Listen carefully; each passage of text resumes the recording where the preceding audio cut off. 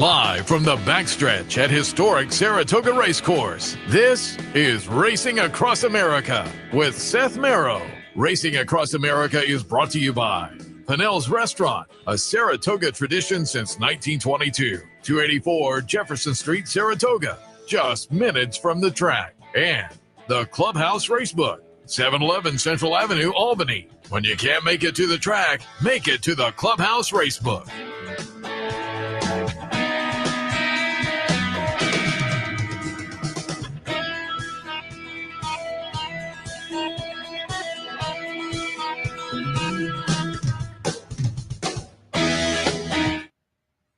Good morning and welcome to Racing Across America on this Thursday morning. Seth Merrow live from Clare Court.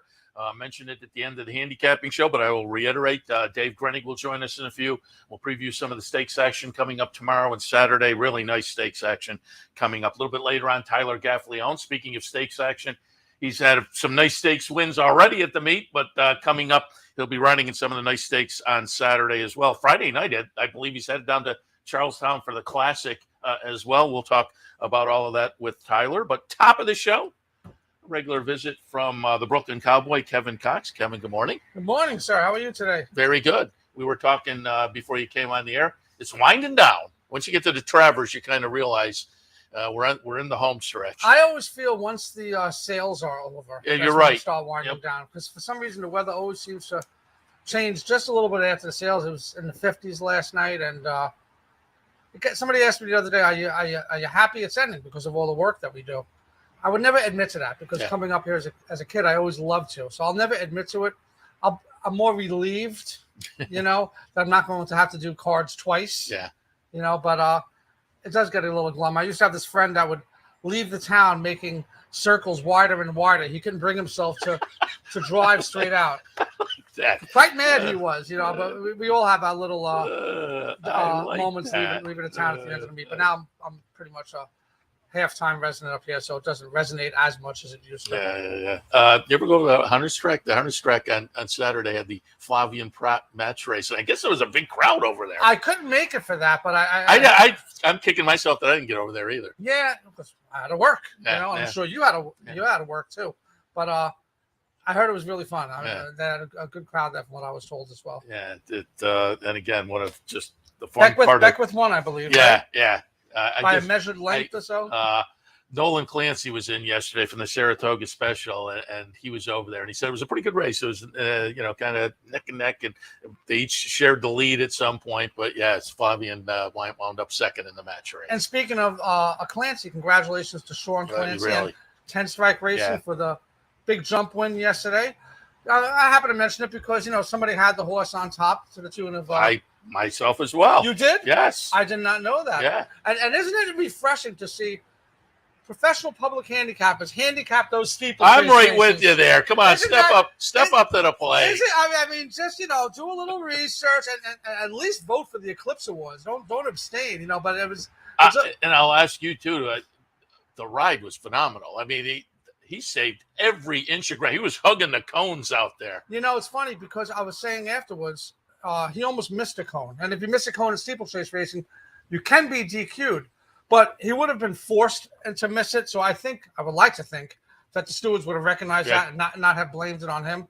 But I've never seen a steeplechase horse screaming for room because the races are just so damn long. And they're always going to find a spot. But I was yinging and yanging. And they had the head on during the race of the stretch. And he got the whole. It was a nice win. It was a very cool winner's circle. I was able to jump in with Sean and everybody else. So very cool. Really. Good for you, handicapping. Oh yeah, that was fun. You always like to kick off the day with a winner too. That gets you in the right frame. The 10-pound weight swing. Yeah, that attracted me. I thought he had run well in the Kaiser in a fashion that said maybe the extra distance will play into it.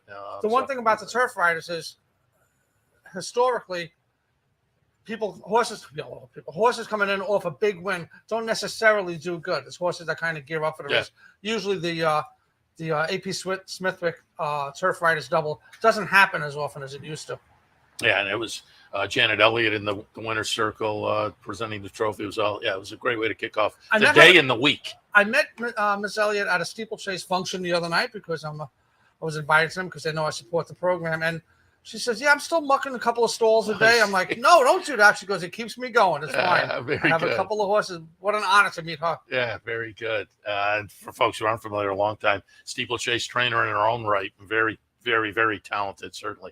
Got to ask you with the Travers coming up, any thoughts? I mean, I haven't settled on anything necessarily yet. I'm just intrigued to see. We have the 3 Triple Crown race winners. We have Forte, the 2-year-old champion. Scotland comes in off the win in the Curlin. Disarm, I think, is going to take a little bit of action. National Treasure, Bob Baffert runner. It's interesting, and one of the interesting things is, does somebody step up and kind of take control of the 3-year-old division, or does it just get muddled some more? Well, last night I spent a few hours doing my first draft of the entire card, which is readjusting the buyers. And I guess I formulated about 3 or 4 races before I was sticking toothpicks under my eyelids, and I just had to call it a night. One thing about the Travers is, if you can get past the 3 Triple Crown winners and Forte, you can get paid, because that's where the majority of the money is going to be put on. You mentioned Scotland winning the Curlin. One thing we learned about the Alabama win is that great trainers don't win a race like the Curlin or the Wilton and say, oh, let's take a shot in a big race. They use that race as a confidence builder sometimes, not so much as stabbing. So we learned our lesson in the Alabama with the horse that had won the Wilton. And I'd like to find a way to get to Scotland. I'm not there yet. I'm not even going to the track today. I still have about 4 or 5 more hours to go. What? I swear to God. I 13 races. I hear you. 7 hours and 8 minutes from the first race to the last race if you're there all day long. So keep that in mind. No, I'm not going today. Speaking of the hardest track, they did 15 on Saturday. 15.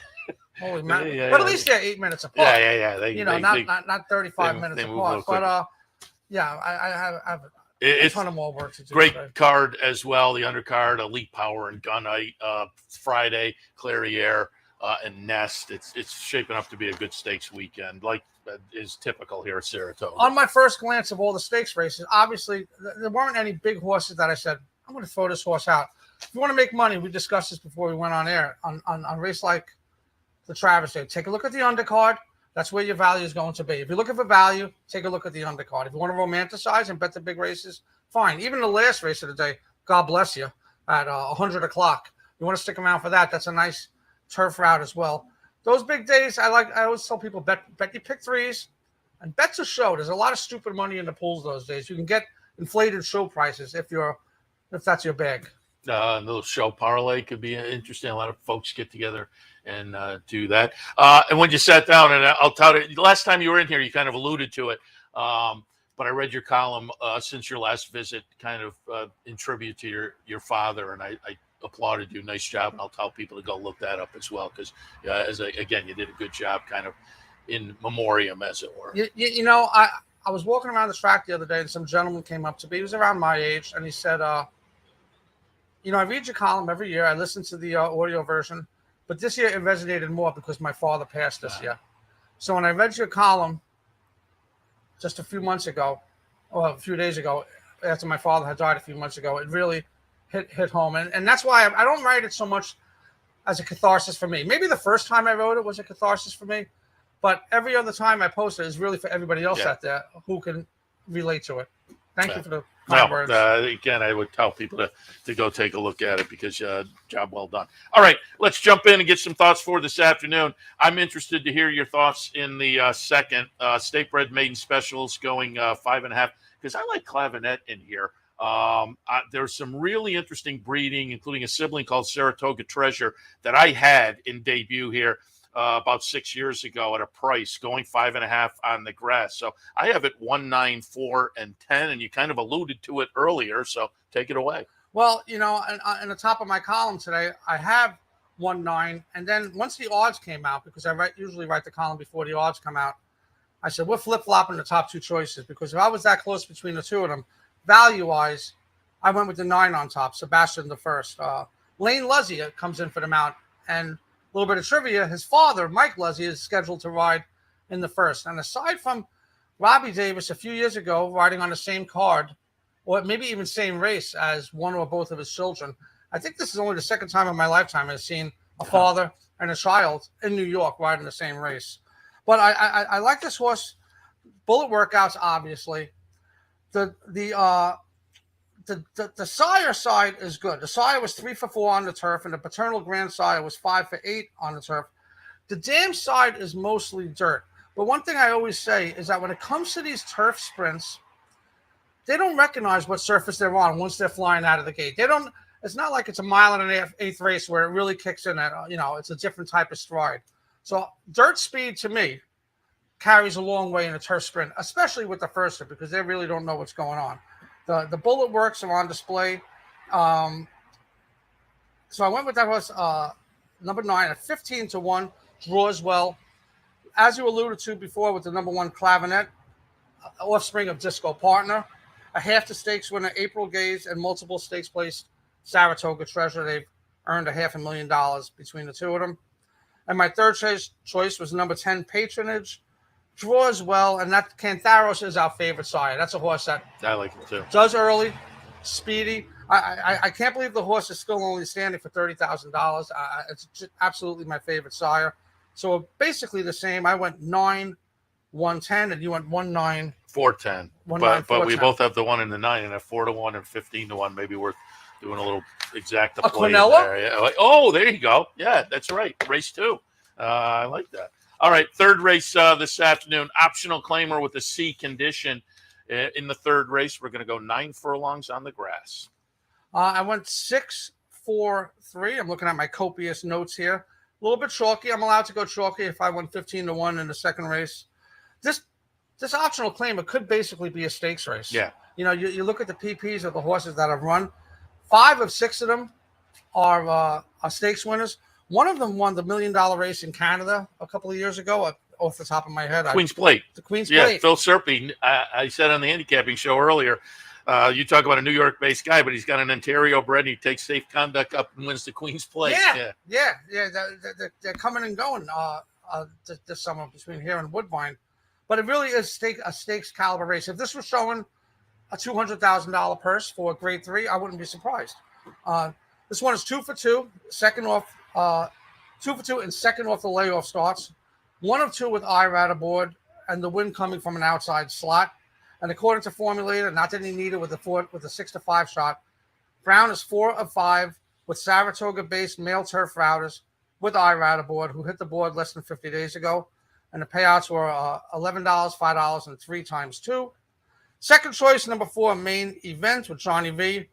May have needed the last, was returning off a year layoff. Showed a little bit of speed, so that kind of have been considered a workout, especially at 13-1. Didn't take a lot of action. Won his only start at the trip, and we always like to be forgiving of pre- and post-layoff running lines. Maybe something went amiss, obviously, a year layoff, before the horse was laid off, and maybe the horse wasn't fully geared up first time back. So you can make some money, and we're going to get to that with a later selection. If you could draw lines through those races, it doesn't mean they will win, but it means you're likely to get better value just by ignoring a couple of lines like that. Third choice, the number 3, Easter, who I believe was in fact foaled on Easter. I did the research once. Won 2 of his last 3 over firm ground, and recently closed out the try in a similar spot. So 6, 4, 3, take it away. I have it 6, 3, 2, and 4, so I'm right with your ballpark as well. In the 6th race this afternoon, we're looking at optional claimers, non-winners of 2 other than. Again, we're going a quick 5.5 on the turf. I put Sasua Summer on top. Again, looking for Gaffalione to have a nice day. And at 6-1, I thought that one was interesting. For me, it was 5, 8, 6, and 2. How did you see the 6? Landing on T-Gaff because she's coming on the show today, are you? Huh? Wow. A little smoozer. I went 7, 4, 8. Went with a 20-1 shot on top. This is my last appearance, so you might as well go out in style. Horse is not showing much. Noble Emotion, Santana aboard, who has come through at a price a few times this year. Tapaz finally got off the duck recently. Sometimes in a race like this, I consider it a wide open race. Draw lines through things you could be forgiving of. If you draw a line through all this one stakes races, in the 10 turf sprints, he's 5 for 10. You got to go back a ways. You got to go back a year or 2 to tally all that up. Optional claiming races, things like that. But perhaps this one has been overmatched in the stakes races and ambitiously entered. You look at the odds, 76 to 1, 23 to 1, 14 to 1. Back where he belongs today. I would not be surprised if this one put forth a good effort. Second choice was number 4, Fluid Situation. Castellano has been a little bit chilly here. He did have a winner yesterday in recent weeks. Returned off a freshening to lose by only a length. 2 for 2 in second off the layoff tries. And according to Formulator, Terra Nova is 3 or 4 with optional turf sprinters who hit the board less than 47 days ago. And my third choice was the number 8, Into the Sunrise. Just won this race, so why not again? Yeah, your top pick, a little Bullet Work, too. That's intriguing. So interesting, taking a little pop in there. All right, Kevin, appreciate the visit this morning and throughout the season as well. Keep it rolling with the plays of the day as well, as they'll be going through the final day of the meet. So folks can tune in for that. But good luck today. Rest of the way. Absolutely. Thank you for having me here all summer. All right. We'll take a break. When we come back, Dave Grening, Daily Racing Forum. We'll talk some of the stakes action coming up and more. Stay tuned. Turn your love of racing into savings with equine discounts through the NTRA. Purchase through equine discounts and receive great savings on well-known brands like John Deere, Sherwin-Williams, Big Ass Fans, Farmers Insurance, and Office Depot. Join thousands of other equine members and support companies that give back to the sport we all love. Call 866-678-4289 or visit equinediscounts.com to start saving today. Sometimes it pays to go with the flow, to check your worries at the door, to reconnect with your crew, to follow the thrills and the flavor, to roll with it and see where it takes you, to enjoy every minute to its fullest, and to dance like there's no tomorrow. You can do that here at Rivers Casino and Resort Schenectady, where the good times flow. No matter where in the world you are, the excitement of wagering on horse racing is just a click away. You'll get live streaming, past performances, race replays, our virtual tote board, analysis and selections from professional handicappers, a simple, safe, and secure wagering platform, and best of all, you get track prices. CapitalOTBBet.com. Bet any place, anytime at CapitalOTBBet.com. And be sure to download our new mobile app from the iTunes Store or Google Play.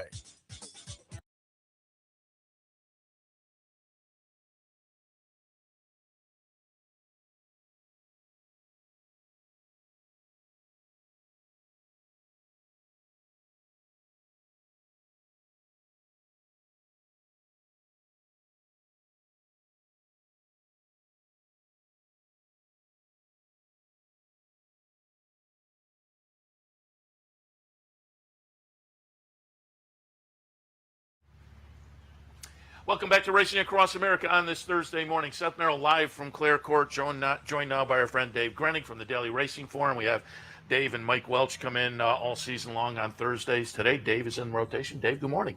Glad to be here. You missed it earlier this morning. We had a horse working out behind us. Yippee-ki-yay as he went. I think he was playing for the cameras, but it was one of the highlights of the meet, I think.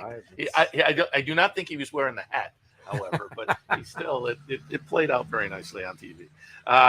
Dave, before we get going on looking forward, I want to look back to yesterday because you presented the trophy, and it was a fun way to kick off Travers Week as Sean Clancy gets a grade 1 with Awakened in partnership with 10 Strike and Marshall Graham. But you went down. It's now the Jonathan Shepard. It used to be the New York Turf Riders, and as the are you still technically the president? I'm a past president. Oh, okay. My term expired a long time ago, and the Turf Riders is sort of like it's not totally dissolved, but it's just barely breathing. There is now the National Turf Writers and Broadcasters Association, which kind of supplanted the individual, more the regional places. But yeah, for many years you were out there presenting as essentially the last president of the New York pretty much Turf Writers. But that was, as they say, a fun way to kick off. It was kind of cool for Sean to obviously win a grade 1. He won this race many years ago for Janet Elliott, who was the co-presenter in the winner's circle yesterday. So he won the race for her as a rider, and then he gets a trophy from her and myself for win yesterday. That was pretty cool. And then the jock too, Thomas Garner, he's won the race 4 out of the last 5 years, and he said afterwards he's retiring at the end. that was the gist of my story. He was retiring at the end of the year. He's going to become a bloodstock trainer / bloodstock agent. So that was his last ride in Saratoga. He's going to ride there's a race in the Czech Republic that's a very famous race that the name just escaped my mind. It's the crazy one where they loop through and they're going through the course. It's like a figure 8 kind of. Oh, and he's going to ride that. That'll be his last. That's supposed to be his last mount. So he said he's been in there. He's ridden it several times. Never won it. I think he said he might have placed in it. But he's going to try that one more time. I think he'll ride at Aqueduct when we have those 2 stakes on opening day on the 14th. And then he'll ride. I don't know if he rides Far Hills because I don't know the timing of this race versus Far Hills. So the Czech Republic race, that is. So we'll see. But that was a nice way to go out for him as well. And like I said, he's won 4 of the last 5 runnings of this race. People can pull it up on YouTube. You time it with a sundial. They are running forever, and they're crawling. That's a crazy race. But I mentioned it on the handicapping show earlier. That was a great ride yesterday. You don't see rail skimming or cone skimming rides that much in the steeplechase, but he saved every inch of ground. He did, and got out when he needed to. And then when he was going to go around, he didn't have to because he just kind of went around one horse and came back in the inside. And I'll give Cyril Murphy credit. He said, I featured wrote my advance on Cyril Murphy's horse, wound up going off the favorite. And he said, if we can beat Awakened, we can win the race. And he couldn't. Nobody else could either. Now, as I say, a nice way to kick off the week. And it is a nice week, and let's jump into it. Things get off in earnest. There, nice stakes today as well, as yesterday with the John's Call also. But tomorrow it's the Personal Ensign and a rematch between Clairiere and Nest. I will admit it. I have liked Clairiere for a while now, and so I'm going to give her one more chance. But Nest looks so good winning the Shoe V. We're going to take a look at that Shoe V from earlier in the meet. Number 2 is Nest. Quarter of a mile to go. 6 furlongs in 14 and 2. And Nest floats to the center of the track. All over. Clairiere is still fighting, but as I say, I'm going to give her another little shot tomorrow. Idiomatic off the 2 triple digits of the Delaware handicap is interesting. Secret Oath for Wayne Lucas. What are your thoughts on the Personal Ensign? Nest is just a special filly. Yeah. I'd like to say that she's beatable. This day I thought she was beatable because she hadn't run since the Breeders' Cup, and Clairiere was coming in off 2 grade 1s. I'm not sure why. I can't rationalize it to see Clairiere turning the tables on Nest tomorrow. I thought the last time was her time to beat her if there was going to be a time. Now, I know she finished ahead of her in the Breeders' Cup Distaff last year, but this is a special filly right here that's galloping out in front of you, Nest, and she's a 3-time graded stakes winner here. If she wins tomorrow, I think she joins Ginger Punch as the only other filly to win 3 grade 1s in Saratoga. I think it's hard to look these up because some of these stakes races are no longer, they flip them around, but Ginger Punch won the Go for One in back-to-back years and the Personal Ensign. And I don't know, this filly is just something special. And I think she only goes forward off that race. And I admit I'm a buyer's guy. So I looked at the 90 and Clairiere has a string of triple digits. So I kind of went back to her. But boy, that was impressive. And particularly off the layoff. And one note there, a Secret Oath, who was supposed to be ridden by Luis Saez, will be ridden by Javier Castellano. And Luis Saez, there was a fractured wrist and a dislocated collarbone. Right before I came on with you, I was talking to Kieran McLaughlin. Tomorrow they're going to sort of put the collarbone back in place, and he anticipates being out 3 to 5 weeks. So to me, that's when an agent says 3 to 5 weeks, just add 2. So I think you'll see him at Keenan. Putting it back in place does not sound pleasant to me, but as watching the race, that result, hopefully again we get him back and everything could have been, it could have been worse. It was scary. If he's only out 4 to 6 weeks, or even 3 to 5 weeks, then that's that's fortunate. All right, let's take a look at the Travers. And I mentioned it earlier today. I've mentioned it a bunch of times over the past. Well, really, since the Triple Crown season, this 3-year-old season is totally up in the air.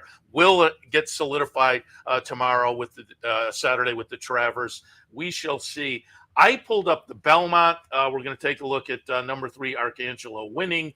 Number 6, Forte will run second. Number 2, Tapit Trace runs third. They're all back on Saturday. And after the guys run the replay of the Belmont, they can pull up. I pulled up that video Tim Wilkins shot the other day of Arcangelo bucking and kicking in the round pen. He seems to be in good form, but I was kind of calculating earlier today, had this been if we're working back from the Derby, the layoff would have gone back to like late February. You'd be looking at a Derby horse that hadn't started since late February, and so the layoff from the Belmont is, I mean, it's two and. Well, he ran in April. He's not at Forte.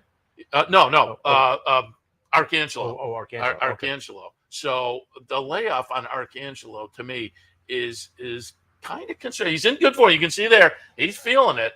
But I'm slightly concerned about the layoff. I wouldn't be. I wouldn't be. He had 8 weeks between the maiden win, his maiden loss, second defeat, and the maiden win, and then he had 9. There was another time he had like nine weeks, I guess, before the Peter Pan, I think. So I'm not so concerned about it. The time off. I think this is all by design. In the case of Forte, when he had the layoff going into the Belmont, that was not by design. He was prepared for Derby. It didn't work out. Couldn't run the Preakness.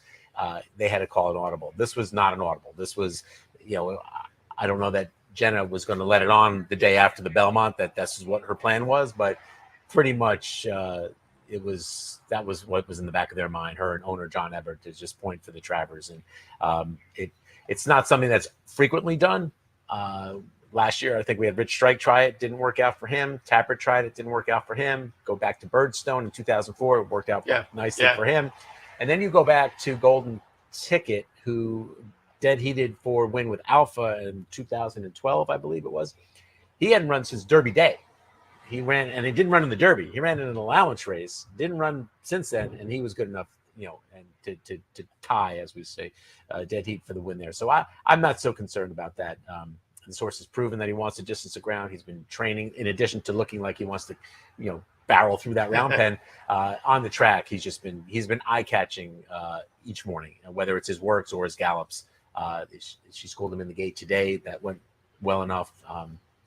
He's going to be very tough in this spot. Derby winner comes out of what they say was kind of a prep in the Haskell and ran a pretty good second there. So thoughts on his performance potentially? I thought his race in the Haskell was very good and sort of predictable. Like, he made that move and he got to about the 8th pole, and that's about where he was ready to go. He wasn't able to finish it off, and they had hemmed and hawed about where to run. And they were training him with this race in mind, using that race to sort of polish off the preparation, if you will. His works here have been good. Watching him train each morning, this week's been good. There's been some mornings I've watched him like I wasn't all overly, excited, but this week is which is important. He's being prepared for the race this Saturday, so this is the week you want to be going into it well. One of his advantages, by the way, Flavien Prat, I'm sure you've already spoken about this, but Flavien Prat will ride with Saez on the sidelines now. One of his advantages that they like here versus, say, the Preakness and the Haskell was he's been here for about 4 weeks now. So he's acclimated well, he's trained over the track well, and they like that. Whereas the Preakness, they shipped the Sunday before. The Haskell, they shipped the Wednesday before, like 3 days before the race. So this is as close to a home game as he's going to have after leaving Florida. I'm not sure what to make of him, to be honest with you, in terms of where he is, how he's going to run. I think he's going to run a good race. Has Arcangelo sort of surpassed him a little bit on the pecking order here, and his Forte has beat him twice already. So I'm not sure where he fits in. I think if there was one horse I'm leaning to side against, it's probably him. But that's just one man's opinion. And Forte, wins the prep to Jim Dandy, wins it like that. Do we know what Saudi Crown has in Pennsylvania Derby for? But had to work to get it done. So Forte is the 2-year-old champion, is kind of the non-Triple Crown race winning horse in here, but has a pretty good resume to lean on. Look, he's finished first 7 of 9 times.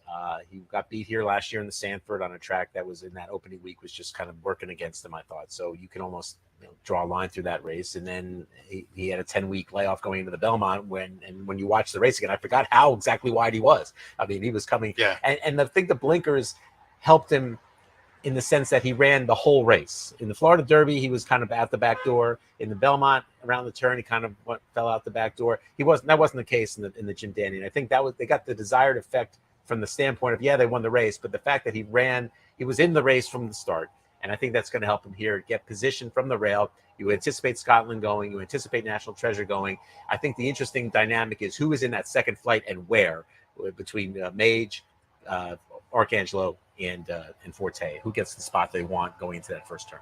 And you kind of alluded to the three on the outside, but they're, interesting. But in this 3-year-old season, maybe they're ones that are worth taking a look at. Baffert brings in National Treasure, Disarm, I think, with the triple-digit buyers, and Steve Asmussen will take a little action in Scotland coming out of the Curlin for Bill Mott, who's having a great meet. Also a little bit intriguing. Disarm is very interesting to me, and I will use him in multi-race wagers and depending on price, throw a few dollars on him to win. They're adding blinkers to his equipment, and I watched the first work, the August 14th work with blinkers on was very good.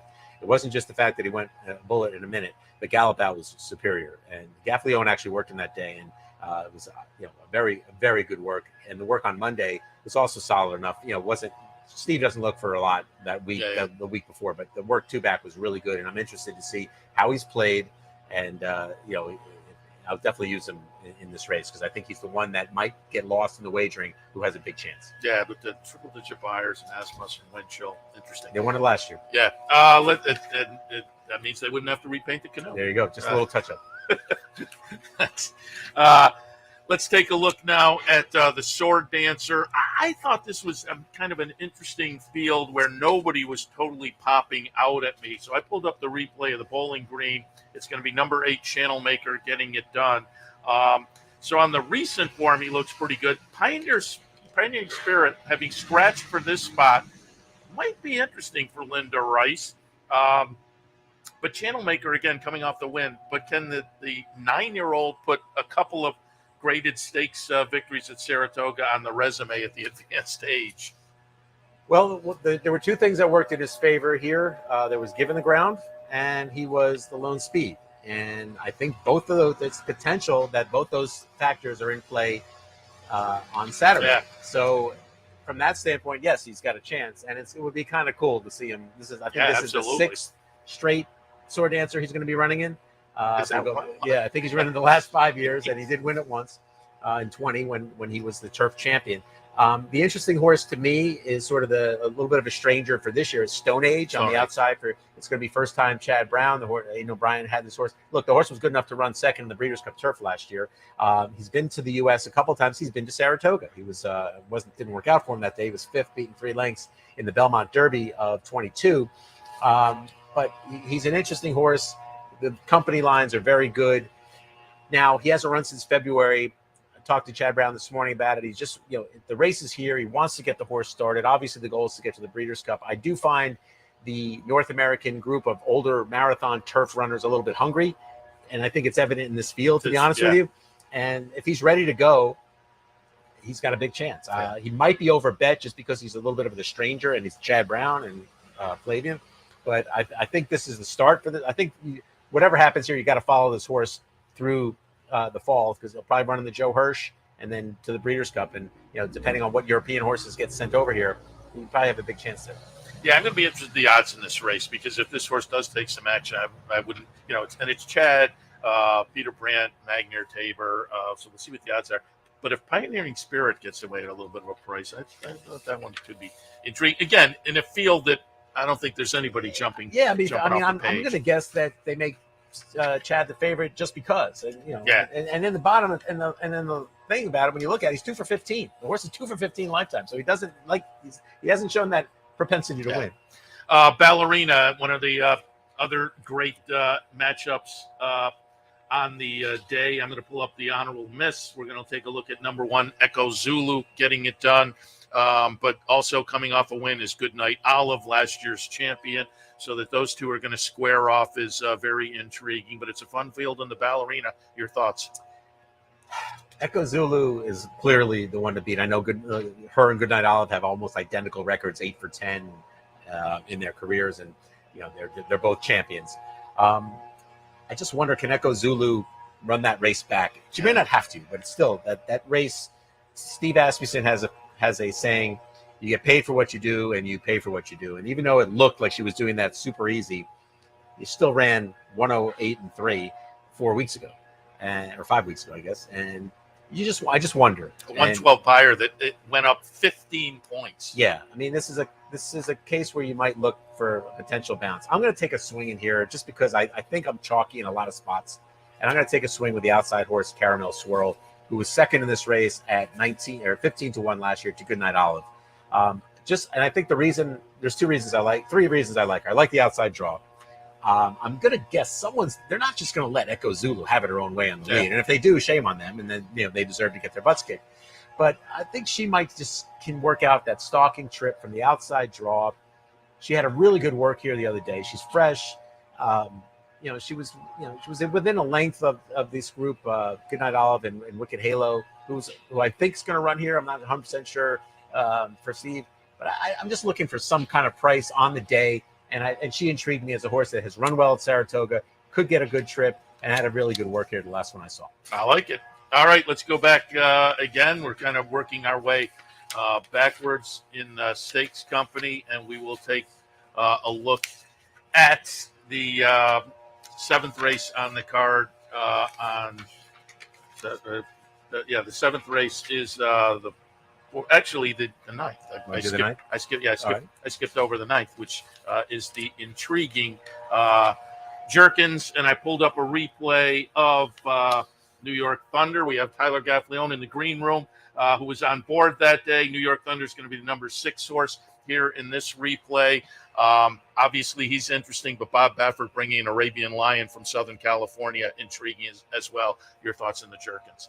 Whew, this horse was awesome. I kind of had the same feeling with this horse as, say, Echo Zulu. Is he able to repeat this race back, and does he have to? And I almost think that he might have to, because I'm a big Arabian Lion guy. I thought this horse was very good at Pimlico when he won the Sir Barton Stakes. I understand that was a 2-turn race, and I get it that it wasn't the toughest field in the world. But then he comes back and he ran a dynamite race in the Woody Stevens. I like that he's drawn toward the outside with Johnny Velasquez on him. Now, can New York Thunder get away here? I don't know. Verifying's got a little bit of speed, maybe cutting back to the one turn, the 6 furlongs. One of Vermilion has speed, although that's 2-turn speed. Drew's Gold has speed. So I'm just wondering, how does New York Thunder, is she going to shed everybody? And I'm going to say no. And I'm going to say that it just might be between the very fast race that he ran last time, the potential for some pace pressure up front, and with Arabian Lion sort of breathing, hanging right outside of him. I think I'd give Arabian Lion a big chance to end New York Thunder's unbeaten streak. Yeah, it's New York Thunder last time 110 buyer, but Arabian Lion in the Woody Stevens at 109. So again, another one of the strong races on the card. And we'll wrap it up by taking a look at the earlier 7th race. And again, looking forward to this one as well, because it's a rematch of this Vanderbilt finish that we're going to take a look at. It's going to be number 4, Elite Power, number 5, Gunite. Gunite looked to have it in his back pocket, but Elite Power just would not give up here. They rematch in the Forego. Your thoughts? Kind of an exciting matchup. I would probably try and turn the tables. Elite Power's won 8 in a row. And that he won this race was a tip to the hat for him, because he's a little bit wide. He cocks his head there. And then when he finally straightens him out, he just comes running, and he doesn't look like he's even trying that hard. Yeah.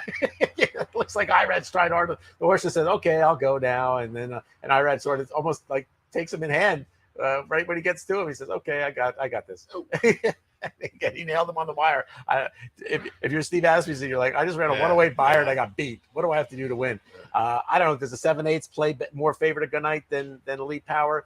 You got Pipeline in there. I think Pipeline's going to set the pace, and Gunite's going to sit right off of him and get first jump on Elite Power, and maybe he gets there. It's one of those two, Elite Power, Gunite. They'll both be on multiple race wager tickets, and I'll probably be getting a hot dog when they're one. And I know Lee was excited to have High Oak. Lee has High Oak in there. There was 2 other than in race 4 that I think would have been more suitable for him. But look, it's a 5-horse field. If he gets third in that race, it's a home run. That's what he said. With the size of the field, they were willing to take a little bit of a shot. Dave, appreciate the visit. Again, I will tell folks that find Dave's work, hard copy or drf.com, but also Dave, part of the team doing the workouts for the workout reports. There's always great information. And when we had Mike in last week, he said the workout reports are going to go a few weeks into Aqueduct as well. Yeah, which makes sense doing the work. Yeah, there's a lot of works here still. A lot of horses that are working here that'll still go. So keep that in mind as well. All right, Dave, appreciate the visit. Thanks. We'll take a break. When we come back, Tyler Gaffalione is in the house. We'll talk about some of his wins earlier in the meet. He's having a pretty good Saratoga for sure, but has some nice horses coming up on this big weekend as well. All of that right after this. Stay tuned.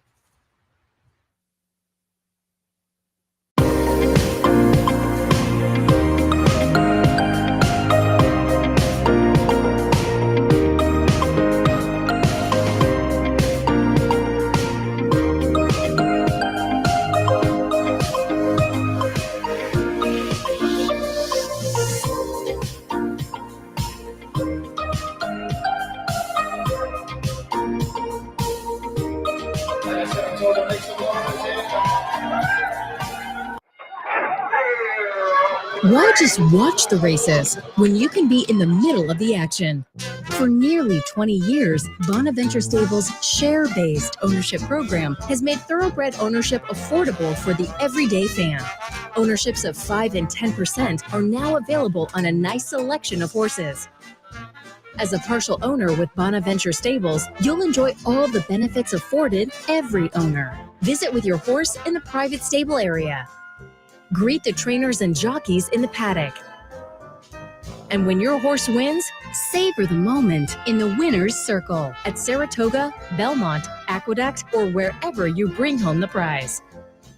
Based in historic Saratoga Springs, Bonaventure Stables has been training winners and creating memories since 2005. Learn more, see available horses, and meet our team at bonaventurestables.com.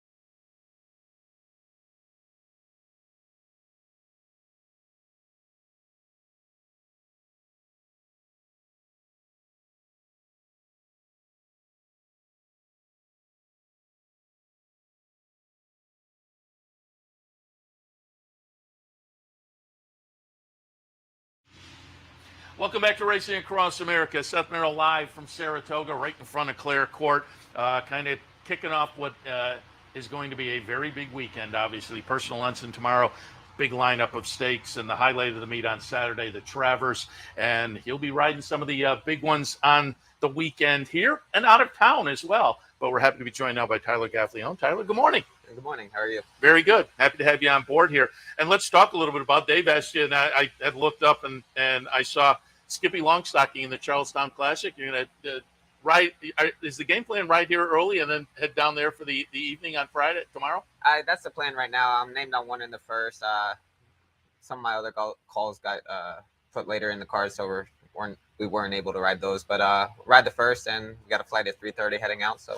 Talk a little bit about when you do something like that. Well, I will ask you, because I know you were on integration down at Colonial a few weeks ago on Arlington Million Day down there. So, riding here one day and then down at Colonial and then back here for the next day. I had Joe Bianca on the next day from West Point. He was on the private flight. Were you on the private flight for West Point? I wasn't on their flight, but yeah, we were on the other one. It was a rough trip. That's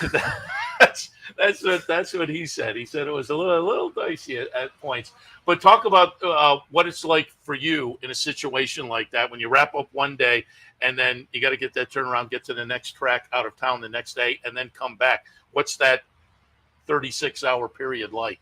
It can be challenging at times, but I've been fortunate. I have a great team behind me. My agent kind of handles most of it. He just tells me where I have to be and at what time, and kind of simplifies things for me. Yeah, very good. And again, it was a nice ride on integration down there at Colonial. That's first-time starter, right? Yes, yeah. Yes, very impressive. And when you're riding a first-time starter, I'm imagining that's different than being able to either having experience on the horse or at least being able to look at the PPs. So what do you head for when you're jumping on a first-time starter? How do you plan as compared to one of the horses with more experience? For me, obviously, you have to look at the form, see the players around you, see what kind of running styles they have, see how your horse might fit in. Most of it's assumptions. You get a few minutes before the race to get familiar with them. For me, I look to see how they relax, see if they're on their toes, depending on the distance. If you're running sprint, you'd like to see them a little more antsy. They're running a little bit longer, you like to see them a little more calm demeanor. But those are the things I look for. Talk about the I've learned a lot from the Fox show because they'll look at the warm-ups a lot and comment on them, but I don't think the general public kind of realizes the importance of the warm-up. Talk about that when you have a horse that mentally it needs a little something different one horse compared to the other when you bring them out on the track to warm up. I think a lot of races are won in the post-parade. Oh, interesting. Won and lost. Yeah. If you have one that kind of just overreacts to everything, they lose their mind, they're not going to show up for you in the race. But if you get one, they get out there, they take it all in. There's a little bit of confidence about them. Those are the things that we're looking for as riders. If one comes out and you feel like mentally they're not in exactly the right place, are there things you can do in the warm-up? Most definitely. You can get them away from other horses. You can take them off the pony, let them kind of get a good blow in, exert some of that energy, and it seems to do the trick most of the time. Yeah, very good. As I say, I've learned a little something watching that. Because as a fan, I didn't realize how important the warm up is either. But that mentally, it seems like some things can be done. I want to pull up some of the wins from earlier in the meet. And again, do you come up here with a goal, and have you surpassed it yet? We actually did. My goal this year was 25 wins. I try and do better each year. Always trying to improve myself, but I've been very fortunate. We've had a great meet, and I've had a lot of fun up here. Yeah, it has been a phenomenal meet. I had some of those, but I thought another thing, because when we get people back here, we've had you back here before and talked about some of this kind of thing, but for folks who are maybe new to the game, talk about your background a little bit, because you're a family of jockeys, correct? Yes, correct. My father and grandfather were both jockeys. Grew up around horses my whole life. We had a farm in Ocala. I had my first pony when I was, I think, 3 or 4. I named him Chipper Jones after my favorite baseball player at the time. But I fell in love with horses. I was fortunate that we had the farm and I was around them so much. I was able to develop my passion for it, and I had a great coach. Very good. And started the career down at Gulfstream, essentially. That's the first time we ever interviewed you down there, and you had a nice career down at Gulfstream. But home base now is in Kentucky? Yes, home is Kentucky now. We made the move in 2018, rode Keeneland in the fall, and fell in love. It's a great spot, great horses. It's a nice circuit to ride on, and we enjoy being there. Yeah, and for folks who follow the leaderboard and whatnot, you do very well down there, obviously. But as I say, it's a nice meet up here. Wanted to go back and take a look at the Hall of Fame. I love the 3-year-olds on the turf. That's a subdivision that always attracts me. And I like Carl Spackler in the Hall of Fame. The maiden breaker down at Gulfstream I thought was very impressive. So I was kind of drawing the line through the stakes race at Churchill. But I thought on the comeback in the Hall of Fame, be very good. First time on board. Give us some thoughts here on Carl Spackler. And folks can see that one comes up and wins very nicely. Chart margin winds up to be 2 1/4. So kind of lived up to my thoughts that maiden breaker kind of touted him. Now the pressure was on that day. So a little bit of a backstory on this horse. My father-in-law actually owns him. Oh, okay. I was supposed to ride him. E5, sure. Yes. So I was supposed to ride him his first couple starts, but first time he ran, they kept carrying the race, and it wound up going on Saudi Cup day. I was in Saudi Arabia riding Gunite. And then the next time he ran was on Dubai World Cup day, and I was in Dubai. So just had a little bit of bad luck, and had a couple hiccups along the way. But Chad did a great job bringing him into this race. I had so much horse the whole way. The plan was to be a little bit closer, but I didn't get the cleanest break, and the horse made up for it. Yeah, you didn't need the clean break. No, we were good. He 4th career start, 2nd win. But as I say, I love the 3-year-olds on the turf, and I think this horse is clearly a player for the rest of the year in that division and beyond. Stepping up against older, I think he's going to be very good as well. What were your feelings from that race and after the race? Did you make any comments in chat? Basically, kind of what you said. I think as he matures, he's going to get better. He's very lightly raced horses, only his 4th start, so the sky's the limit for him.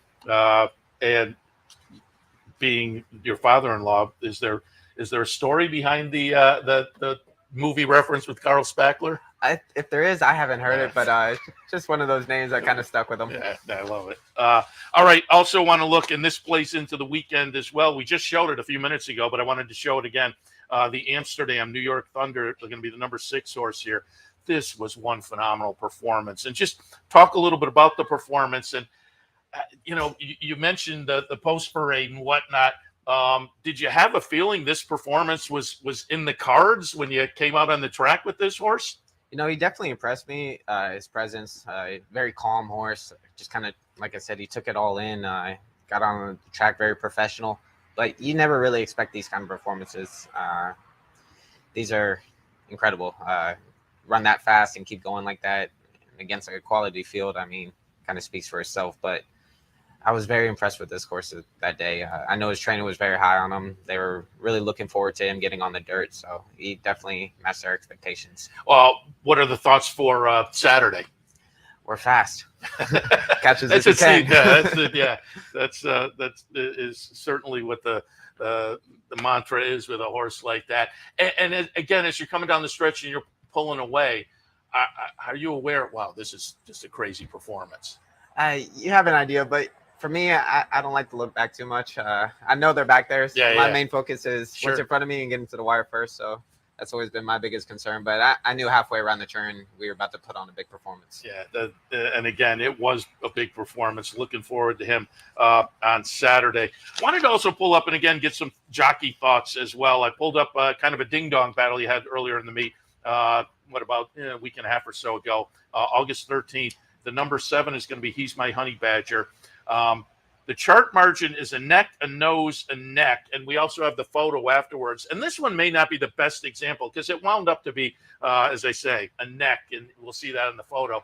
But I'm wondering, and I wanted to ask, from the jockey's perspective, from the handicapper and player's perspective, we're always looking at those ding-dong finishes and then look at the replay. And do you get a feel when you come under the wire in a close finish? Do the jockeys have a feel for who got it? Most of the time, we're pretty accurate. You ride so many races, you kind of know where the wire's at, and when your horse is in that down position, getting their head down.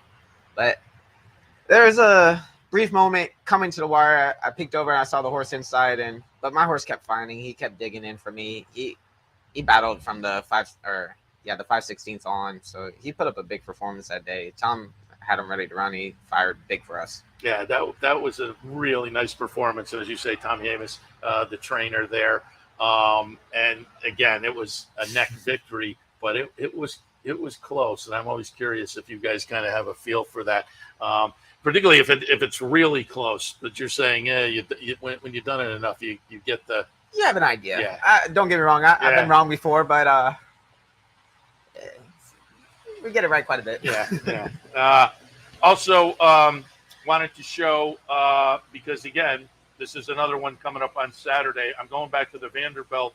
It's Elite Power, the number 4, just getting to Gunite. We watched this a few minutes ago as well, and I love Gunite. And I had Gunite that day, and I thought you were right there. This is a huge performance from Elite Power. But give me your feeling on this race, and what do you feel? What can things turn around on Saturday? I think I'm going to be right back on Gunite again because, as I say, I like Gunite, and that's messing with the sprinter.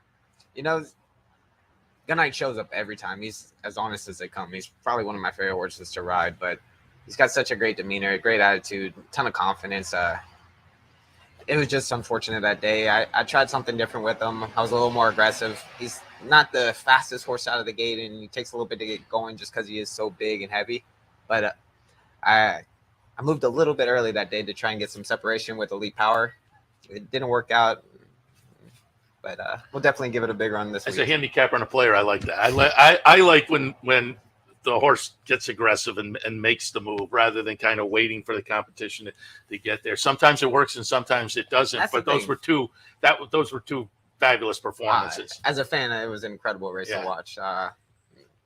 Hats off to Elite Power. He ran us down that day. We were running. Yeah, so looking forward to that matchup again on Saturday. Again, come into the meet with a goal, and there's better part of a couple of weeks left. What are you looking for over the last couple of weeks? I just finished strong. Hopefully the horses show up.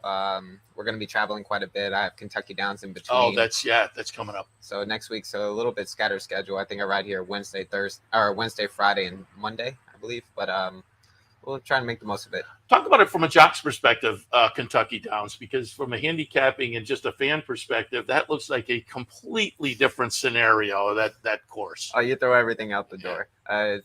You have to take each race on as its own. It really just depends if the horse cares for the surface or not. It's very challenging just because left and right hand turns, we're not used to that here in the States, especially up and downhill. But when you have one that enjoys the course, it's a lot of fun.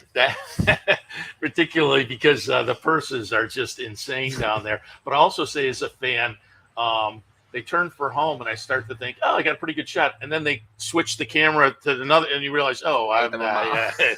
Believe me, I've been in that position myself. Get to the eighth hole and thinking you're really good, but yeah, we still got quite a bit of ways to go. Yeah. Have you ridden up at Woodbine much? Because that turf, the outer turf course there to me is the same thing. That stretch goes on forever. It really is. I went there in 2019. The ride got stormy and might have moved a little bit early that day. Yeah, no, I tell the story a lot. The first time I was up there, I was watching on a TV in the clubhouse, and my horse took the lead at the top of the stretch. I thought, this is – and then I walked out. The door was right in front of me, and I actually looked, and I thought, okay, there's a whole race left to go here. It's a beautiful course, though. It's very wide. The grass is great. So. Favorite track to ride at? I would have to say Keeneland. Okay. I love Keeneland. Ever since we went there in 2018, I just fell in love. Yeah, I like Keeneland too. Keeneland's a great facility. I'm a homer. I love Saratoga, but Keeneland, a lot of fun. And just talk a little bit before we let you go about Saratoga and what it's like to win up here, because whatever it is, the special sauces up here, young, old, men, women, always a big crowd, and I think a knowledgeable crowd. And so a big win, I think, gets a lot of appreciation. What's it feel like from the jockey side? It's amazing. There's really no place like it. The fans here, the atmosphere, the history. I've said it a few times, but when you win here, you feel like you accomplished something. It doesn't matter if it's a cheap claiming race or a grade 1. It's just the fact that you're able to win up here is special. Yeah, that's the same. Trainer side, owner side, and even the fan side, cashing the ticket, it's special to win up here. Tyler, appreciate it. Again, I wanted to have you in because we've shown some of the nice victories on the stake side, but it's been a really good meet. We wish you good luck going forward, not just here, but the rest of the year as well as you travel around, and appreciate your stopping by this morning. Oh, thanks so much for having me. Absolutely. All right. We will wrap it up on this Thursday edition of Racing Across America.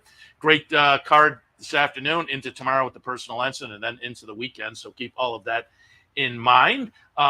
Play this afternoon, cash some tickets. Don't forget low rollers over here on the front side if you want to come up to the track and participate in that. Otherwise, morning programming tomorrow, 9 a.m. with the Handicapper Support, 10 a.m. with Racing Across America. We'll see you then. You've been watching Racing Across America. Racing Across America has been brought to you by Pinnell's Restaurant, a Saratoga tradition since 1922. 284 Jefferson Street, Saratoga, just minutes from the track. And the Clubhouse Racebook, 711 Central Avenue, Albany. When you can't make it to the track, make it to the Clubhouse Racebook.